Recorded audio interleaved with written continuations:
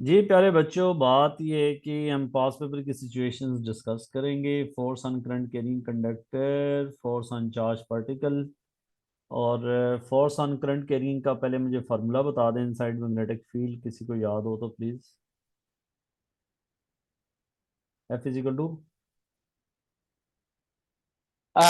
Magnetic field inside magnetic field. It was शाबाश बेटा, सोच रहे हैं।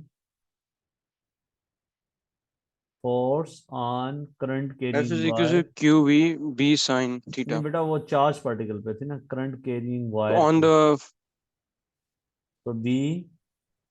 F is equals to BIL sin theta. जी बच्चों, ये है force on current carrying conductor inside magnetic field. B is magnetic flux density, I is current, L is the length of wire inside magnetic field, और theta is the angle between wire and magnetic field.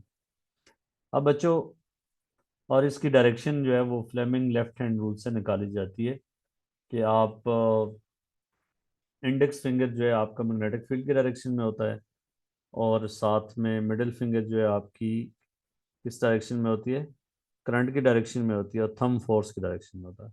ठीक है, आपको याद है, इसलिए मैंने थोड़ा सा क्विकली रिवाइज करा दिया।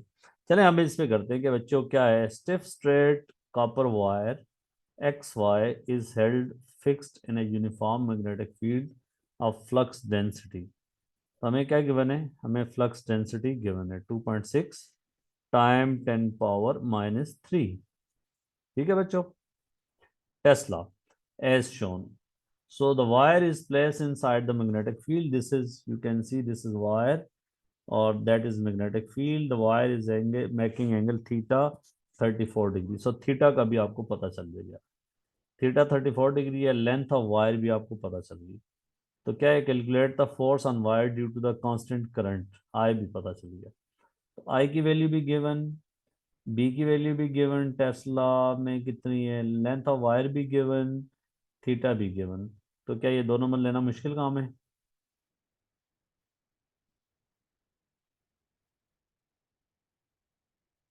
हाँ बच्चों। नहीं सर। तो नहीं मैं सर, बस आसान काम है।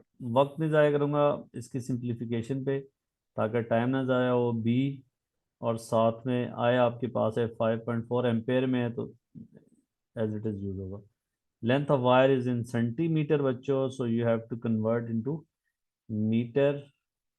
4.7 टाइम 10⁻², एंड देन साथ में क्या मल्टीप्लाई होगा, साइन ऑफ 34। बस एक चीज़ का ख्याल रखना है, कैलकुलेटर का मोड जो है वो डिग्री में होना चाहिए। ये फोर्स आपके पास न्यूटन में होगी, और कितने सिग्निफिकेंट में इसका आंसर लिखना है वो डाटा को देखना है। और डाटा में क्या है, बी टू सिग्निफिकेंट फिगर में है, और करंट टू सिग्निफिकेंट फिगर में है, लेंथ भी टू में है। तो इसका आंसर टू सिग्निफिकेंट फिगर में लिखोगे। ठीक है, क्लियर? ये इसका आंसर अगर आप लोग बताना चाहें जल्दी जल्दी, तो इसका आंसर क्या बनता है?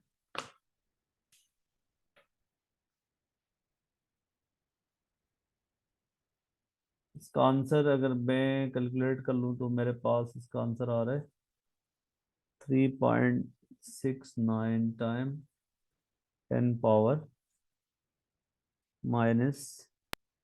फोर। न्यूटन। अच्छा जी, ये जो है ना, इसमें three significant figure marking scheme में रखा हुआ है। मैंने पहले बोला था कि एक सिग्निफिकेंट फिगर ज़्यादा एक्सेप्टेबल होता है, लेकिन बेहतर ये है कि इसको 3.7 इंटू 10⁻⁻4 न्यूटन में रखें। ठीक है, इज दैट क्लियर?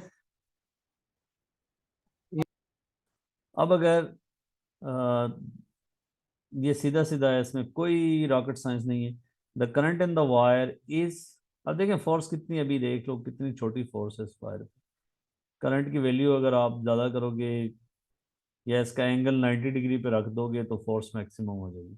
अगर कहा जाए कि इस वायर पे फोर्स मैक्सिमम होने के लिए किस ओरिएंटेशन पे रखा जाए, तो थीटा शुड बी 90 डिग्री, फिर फोर्स की वैल्यू इससे ज़्यादा आएगी। The current in the wire is now change to an alternating current. ऐसी पढ़ा था हमने।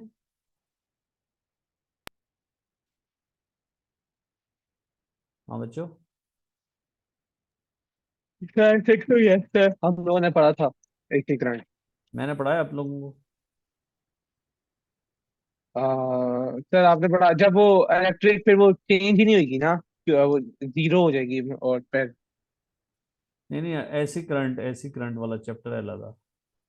नहीं नहीं सर, वो नहीं पढ़ाया पूरा जो चैप्टर है। हाँ, वो चैप्टर पढ़ना है ना। तो इसमें क्या है कि जी हाँ। अल्टरनेटिंग करंट का आरएमएस वैल्यू ये है, और total variation of the force due to the alternating current.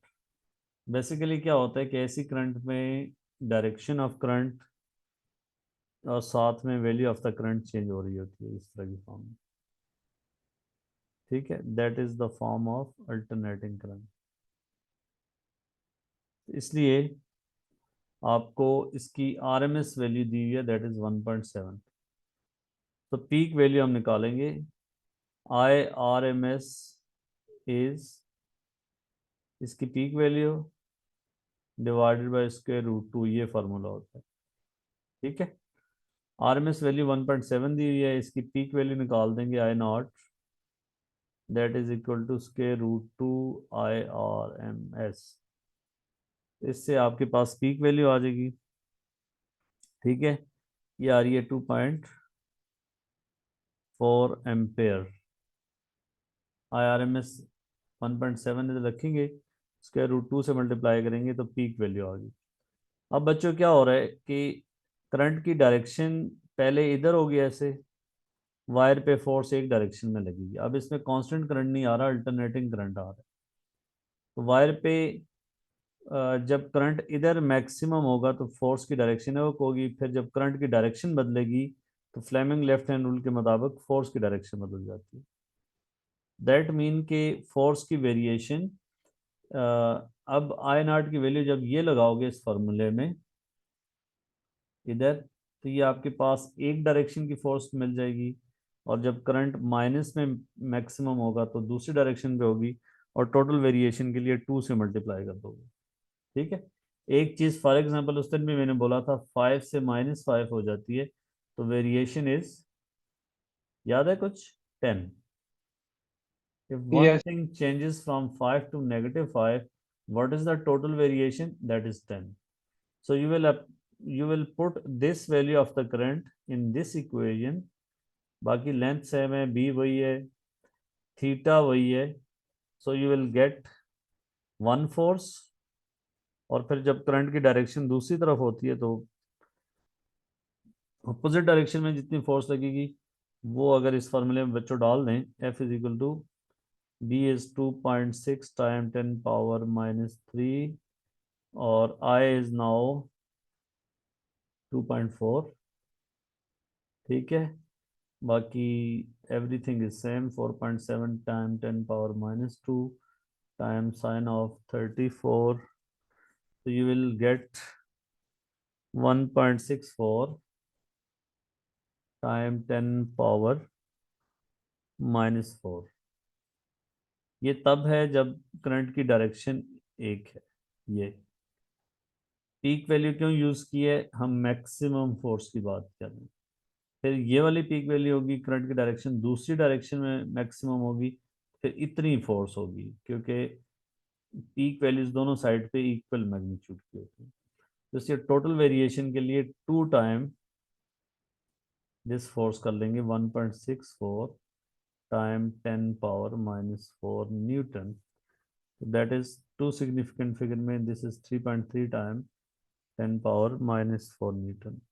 तो ये ज़रा अच्छा क्वेश्चन था कि अल्टरनेटिंग करंट से डायरेक्ट करंट को जब रिप्लेस किया है तो अब फोर्स, अब वायर क्या करेगी, उसकी फोर्स की डायरेक्शन जो है ना, वो पहले अगर फोर्स की डायरेक्शन लेट से अप लग रही है तो इतने टाइम के लिए फोर्स की डायरेक्शन अप होगी, फिर इस टाइम के लिए फोर्स की डायरेक्शन डाउन होगी, फिर इस टाइम के लिए अप, फिर इस टाइम के लिए डाउन। और आई की वैल्यू कम ज़्यादा होने से फोर्स की वैल्यू कम ज़्यादा होगी। फोर्स की मैक्सिमम वैल्यू तब होगी जब करंट की मैक्सिमम वैल्यू होगी। ठीक है, आई समझ। Yes sir. अगला देख लेते हैं कि कोई नई चीज़ अगर इसमें आएगी तो।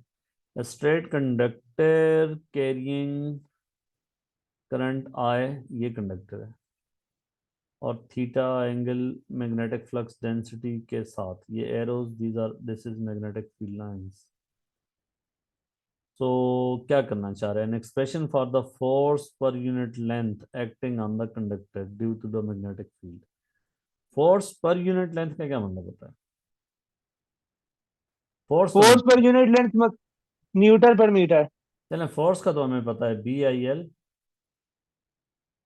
साइन थीटा, ये है ना। Yes sir. Force per unit length का क्या मतलब होगा? इस फोर्स को लेंथ से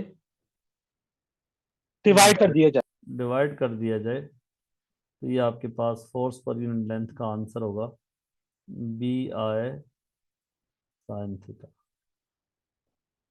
this is force per unit length.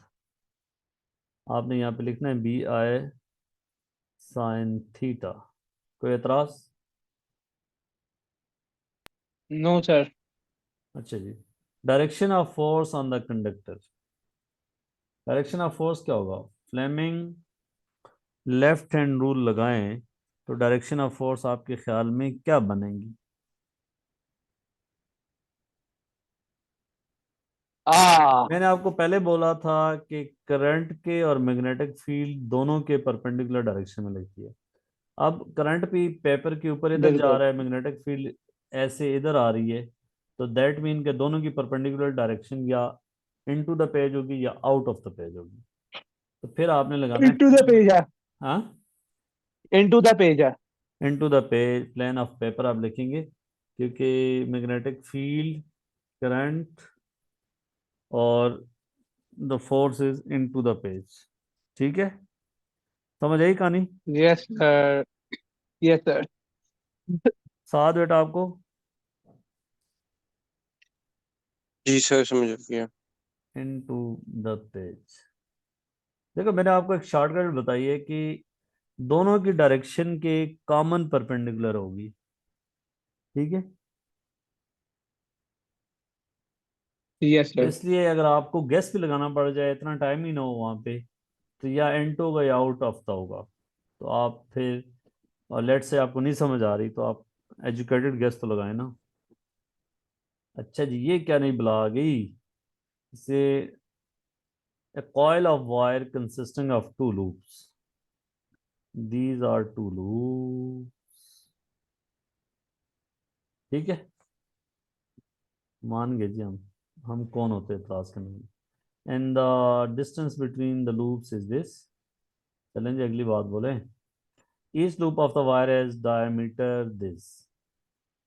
सही है, डायमीटर मीन शू। और separation of the loop is this: the coil is connected into a circuit, or such that the lower end of the coil is free to move. Explain why when the current is switched on into the coil, the separation of the loops decreases. Separation of the loop decrease क्यों हो गई? क्या मुसीबत पड़ गई?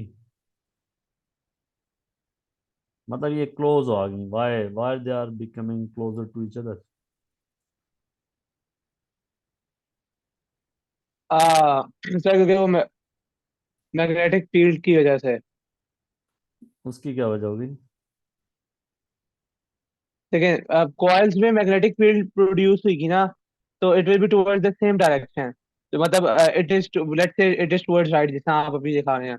तो when it will be towards right we will use the right ये तो हैंड करंट ग्रिप की रूल से डायरेक्शन है ना, बेटा, and by using the right hand. ये करंट है। हाँ जी, मैं मैग्नेटिक फील्ड बता रहा हूँ, मैं आपको मैग्नेटिक फील्ड बताने को। तो we will point the thumb towards the right, और फिर we can see that the magnetic field produced is in clockwise direction. ठीक सही है, है ना? So because it is in clockwise direction, so what will happen is that it will be clockwise direction in both sides. So when it will be returning from one side to another, so it will be creating a potential, and due to that, the wires will attract each other. Potential नहीं देखें। अभी मैं आपको बात करता हूँ बेटा। हमने एक बात बताई थी कि अगर वायर को मैग्नेटिक फील्ड में रखते हैं तो वायर पे फोर्स लगती है। ये क्रॉसेस क्या शो कर रहे हैं? Magnetic field. और ये पूरा डिस्कशन अभी जो चल रही है वही है कि current carrying wire is placed inside magnetic field. ये मैग्नेटिक फील्ड चाहे किसी परमानेंट मैग्नेट की वजह से हो या करंट की वजह से हो, करंट कैरिंग वायर की वजह से इस वायर पे फोर्स लगेगी। तो आपने यहाँ से बताना है कि एक जो वायर है उसका मैग्नेटिक फील्ड, उसमें करंट फ्लो हो रहा है एक लूप में, उसके मैग्नेटिक फील्ड जो बनता है दूसरा लूप उसके अंदर है। तो हमने पहले ये डिस्कशन की है कि जब दो करंट कैरिंग वायर को क्लोज रखा जाए, if the current is in the same direction, they will attract each other. Do you agree? Yes, sir. और जब करंट अपोजिट डायरेक्शन में होता है तो प्यारे बच्चों ये रिपेल करती हैं। तो यहाँ पे भी यही काम हो रहा है कि इन दोनों में करंट सेम डायरेक्शन में, ये अट्रैक्ट करेंगे, इससे लूप क्लोज हो जाएंगे। ठीक है, तो लेकिन 4 नंबर लेने के लिए आपने इसको थोड़ा सा पूरी बात को लिखना है कि मैग्नेटिक फील्ड इज प्रोड्यूस या magnetic field due to one loop of the current, ठीक है, एक्ट्स ऑन द कॉइल या other loop of the coil. So that's why बिल्कुल the loop will experience force. और आप फ्लेमिंग लेफ्ट हैंड रूल के तहत ये फोर्स को साबित कर सकते हो कि फोर्स टुवर्ड्स ईच अदर होगी। सो नीचे वाली वायर पे फोर्स ये ऊपर लगाएगा, कौन? ये ऊपर वाले लूप का करंट की वजह से जो मैग्नेटिक फील्ड बनता है नीचे वाले पार्ट में, उसकी वजह से फोर्स ऊपर लगेगी और ऊपर वाले पे नीचे लगेगी, तो ये दोनों क्लोज हो जाएंगे। ठीक है। yes. So same direction of the force है, इसलिए वो ये इसमें जिक्र करना जरूरी है कि force is in the same direction, so the wires ये loop come closer to each other. Each loop of the coil may be considered as being long straight wire। ठीक है, लूप को ओपन करेंगे तो सीधी वायर बनेंगे। ऐसा units the magnetic flux density B at a distance x from a long straight wire is given by. तो मैंने आपको फार्मूला भी बताया था अगर आपको याद हो, mu naught I over 2 pi D. एक करंट कैरिंग वायर है, उससे इस डिस्टेंस पे मैग्नेटिक फील्ड निकालनी है बेटा, तो क्या फार्मूला होता है? B is equal to mu naught I over 2 pi D. लेकिन उसने ये इस पूरे की कांस्टेंट की वैल्यू आपको दे दी, दैट इज 2.0 टाइम 10⁻⁻⁷। ठीक है बच्चों? Yes, sir. So that's great. अब हमें इस चक्कर में नहीं पड़ना, हमें उसने खुद दे दिया। When the current in the coil is switched on, the mass of 0.26 gram is hung from the free end of the coil in order to return the loops of the coil to their original separation। मतलब current की वजह से तारें एक दूसरे के करीब आ गई थी, फिर इसके साथ यहाँ पे कितना मैस लगाना पड़ा है? 0.26 ग्राम। तो फिर वायर अपनी ओरिजिनल हालत में आ गई। मतलब पहले वायर्स के बीच में इतना फासला था ना शुरू में, तो करंट आने होने की वजह से शू करके करीब हो गई, फिर वापस नीचे लाने के लिए इतना मैच लगाना पड़ा। तो इससे उस फोर्स के बारे में इंफॉर्मेशन मिल गई। ठीक है, मैथ अगर पता है तो फोर्स Yes, क्या sir. होगी? मैं इसका अगर पता है तो फोर्स फोर्स mg होती है हाँ ना? बिल्कुल। हाँ, जी सर। ग्राम से केजी में करेंगे, 9.81 से मल्टीप्लाई कर देंगे। Is that clear? Yes sir. और बी के लिए ये फार्मूला दिया हुआ है, B is I over X. और आई कितना है निकालना है आपने? आई, हाँ जी आई निकालना है बिल्कुल इस एक्स कितना फॉर्मूला। है? एक्स दिया हुआ है ये होएगा क्या कहते हैं 9.4 इंटू 10 to the पावर नहीं नहीं, नाइन -2। पॉइंट फोर नहीं है बेटा, द सेपरेशन ऑफ लूप। 9.4 नहीं लेंगे, the separation of the loop. ओ हाँ जी हाँ, into 10 to the power -2 formula क्या लगेगा? F is equal to B I L sine theta. Sine 90 होगा ना? बिल्कुल तो 1 हो गया। ठीक है, तो फोर्स आपने निकाल दी। फोर्स का फॉर्मूला बनता है, सबसे पहले इस मैच की वजह से फोर्स पता चल गई कि फोर्स इज इक्वल टू 0.26 मेरे अजीज हमवतनों टाइम 10⁻³ केजी में टाइम 9.81। तो ये बन जाएगा, अल्लाह तुम लोगों को ज़िंदगी दे, तो ये कितना बनता है तकरीबन? 2.55 टाइम 10⁻⁻⁷ -3 न्यूटन। ठीक है, अब ये दरमियान वाली वैल्यू ना ये आगे यूज हो रही है, तो इसके सिग्निफिकेंट फिगर एक ज़्यादा रखा जाता है। ये इंपॉर्टेंट है कि इसको 2.6 लिखोगे। फाइनल आंसर अगर आपका 2 सिग्निफिकेंट में देना है ना, तो उससे पहले अगर कोई वैल्यू निकालनी पड़े जो यूज हो रही है, तो उसके सिग्निफिकेंट फिगर एक ज़्यादा रखने होते हैं। ठीक है, बात क्लियर हुई है? हेलो। जी सर। अब फोर्स का फॉर्मूला क्या होता है? BIL, sine of 90। इसमें फोर्स हमें पता चल गई, दैट इज 2.55 टाइम 10⁻³ बी क्या है? बी की सर वैल्यू बी बच्चों है होगी, 2.0। इधर बी को पहले निकाल देना। 2.0 टाइम 10⁻⁷, और आई की जगह आई लिखते हैं और डिस्टेंस की जगह लिखते हैं 0.75 सेंटीमीटर मीन 10⁻² मीटर। ठीक है, तो ये बनता है इन टर्म्स ऑफ आई, ये बनेगा 2.67 इंटू 10⁻⁵ आई।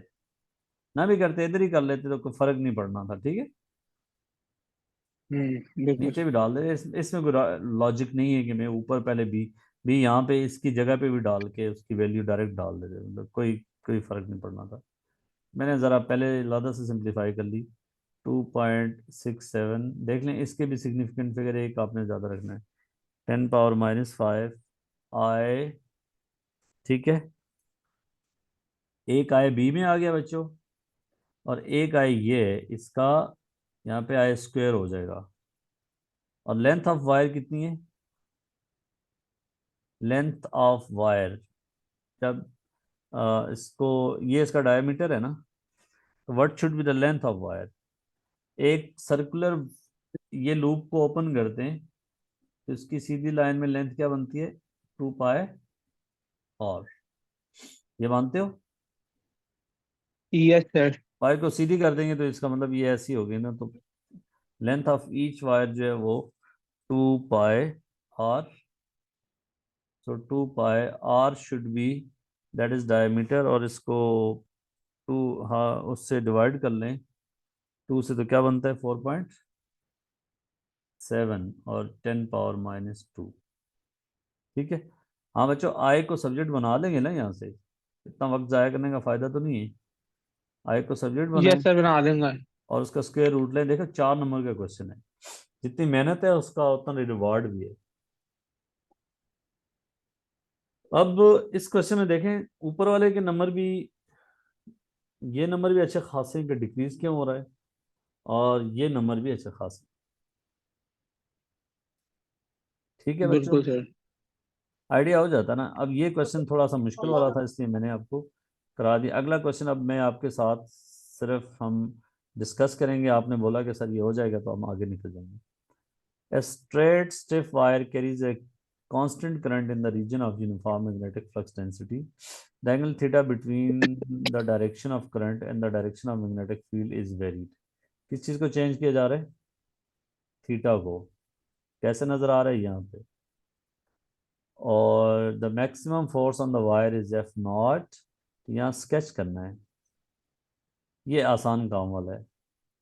फोर्स का क्या फॉर्मूला होता है? बी, बोले ना। F is equal to BI sin theta। Sine theta. ये सब कुछ सेम है, इसको नहीं चेंज किया जा रहा। ठीक है, चेंज किसको किया जा रहा है? साइन थीटा को। थीटा को चेंज किया जा रहा है, फोर्स का ग्राफ यस। बनाना। तो आपको पता है साइन थीटा का ग्राफ कैसा बनता है?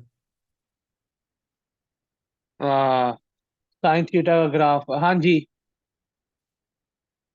साइन थीटा का ग्राफ होता है ये इस तरह, अगर इसको 180 तक प्लॉट करें, सॉरी 360 डिग्री पे, ये 180 होता है। ये क्या होता है? 90 पे। तो हमें बाउंड किया गया है 90 तक, तो हम ये आगे वाला पार्ट ड्रॉ नहीं करेंगे। ठीक है, ओनली टिल 90 डिग्री। इस तरह की शक्ल होगी।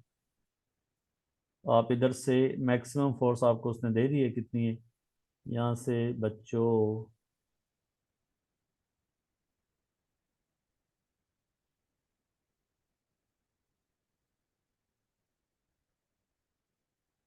ठीक है, सही बना है। थीटा इंक्रीज करने से बिल्कुल सर। फोर्स की वैल्यू इंक्रीज होगी और मैक्सिमम वैल्यू होगी 90 डिग्री पे। अगर उसने कहा हो तो 180 तक किया है तो फिर ये ऐसी होती है। आप एक क्वेश्चन से आगे का भी थोड़ा सोचा कि नहीं, कि पेपर में 180 तक होता फिर ये ग्राफ होता।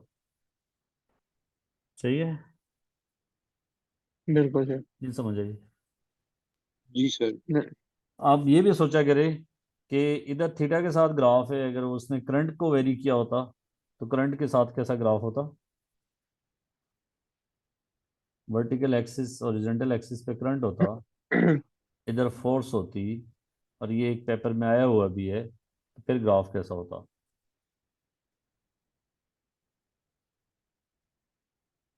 करंट के साथ ये प्रोपोर्शनल है ना।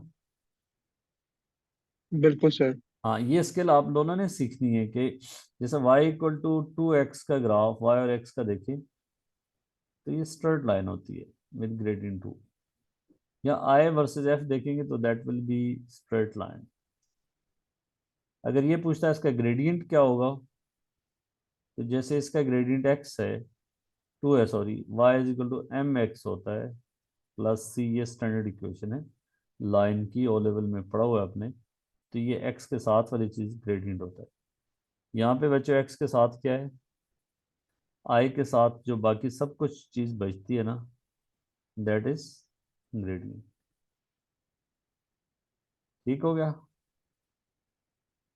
Yes D sir. L sine theta. और ये ओरिजिन से क्यों पास कर रहे हैं, इसमें आगे y इंटरसेप्ट जो है वो 0 है। जब i 0 होगा, फोर्स 0 होगी, इसलिए it should cross from the origin. तो ये i के साथ मैंने ग्राफ बनाया है, अगर लेंथ के साथ होता या b के साथ होता तो फिर भी इसकी शक्ल ऐसी होती, मतलब ये मैं बता देता हूँ, फिर ग्रेडियंट चेंज होता लेकिन शेप वही होती। बी के साथ भी प्रोपोर्शनल है, एल के साथ भी प्रोपोर्शनल है। अगर पेपर में वो ये कह देता कि आप साइन थीटा के साथ ग्राफ बनाएं, तो फिर ग्राफ में क्या फर्क होता।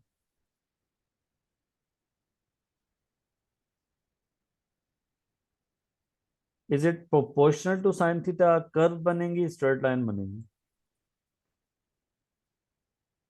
मेरे ख्याल से sir it will be a curve. Yes, I think so it will be a curve sir. साथ आप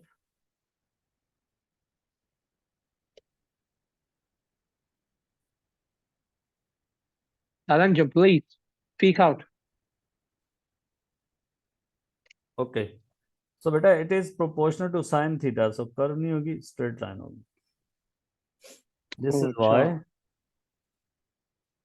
this is now X, on X axis पे पूरा साइन थीटा रख लिया, तो ये फिर प्रोपोर्शनल होता है एंड इट्स ग्रेडियंट इज। मैं एक चीज़ ऑब्जर्व कर रहा हूँ दोनों की, कि आपकी mathematical skills plus graphical skills ये आपको इम्प्रूव करने की ज़रूरत है। एक सजेशन है मेरी कि ग्राफ को चीज़ों जी को सर, अभी कैसे, कोशिश कर रहे हैं। हाँ इस चीज़ को आपको इम्प्रूव करने की ज़रूरत है, फिर आपकी ज़िंदगी आसान होगी। कि B I L sine theta, अब थीटा होता ना तो साइन थीटा का ग्राफ कर्व होता है, लेकिन पूरा के पूरा साइन थीटा को एक्स एक्सिस पर रखती है। तो इसको आप समझने के लिए ऐसा करें कि यार देखो, मैं आपको मशवरा देता हूँ, जैसे y equal to 2 sine theta का ग्राफ बनाना है, इस एक्सिस पे साइन थीटा रखना है, इधर y रखना है। आप एक टेबल जनरेट करें, थीटा की वैल्यू लें, फिर साइन थीटा यहाँ एक टेबल में बनाएं, फिर y कैलकुलेट करें, मतलब थीटा 0, साइन थीटा की वैल्यू 0, y की वैल्यू 0। फिर इस तरह थीटा 30, 90, 60 इस तरह करें। तो साइन थीटा की वैल्यू y के साथ जब आप देखेंगे ना, ये प्रोपोर्शनल आएंगी, स्ट्रेट लाइन बनेगी। बंदा एक दफ़ा ट्राई कर लेता है, क्या मसला है, थोड़ा टाइम लग लेता है, लेकिन बंदा ये अपना मकसद बना ले कि मैंने समझना है इस चीज़ को, और चाहे उस चीज़ पे कितना भी टाइम लग जाए, मैंने समझ के आगे जाना है, तो फिर वो आगे मसला नहीं करती। तो मैंने एक क्वेश्चन से आपकी 4 बातें क्लियर की। आई के साथ ग्राफ कैसा होगा, साइन थीटा के साथ कैसा होगा, थीटा के साथ कैसा होगा, बी के साथ कैसा होगा, एल के साथ कैसा होगा। पेपर में जरूरी नहीं होता कि जो सिचुएशन आई है उसी तरह ही आएगी। ये सिचुएशंस भी ऑलरेडी रिपीट हो चुकी हैं डिफरेंट पेपर्स में। एक क्वेश्चन से ज्यादा क्वेश्चन कराने ना आपको। बिल्कुल। अब ये सिचुएशन जो है फर्स्ट टाइम आ गई जी कि टेस्ला को डिफाइन करना है हमने। 3 नंबर का क्वेश्चन है। टेस्ला जो है किसकी यूनिट होती है, मैग्नेटिक फ्लक्स हाँ जी डेंसिटी की।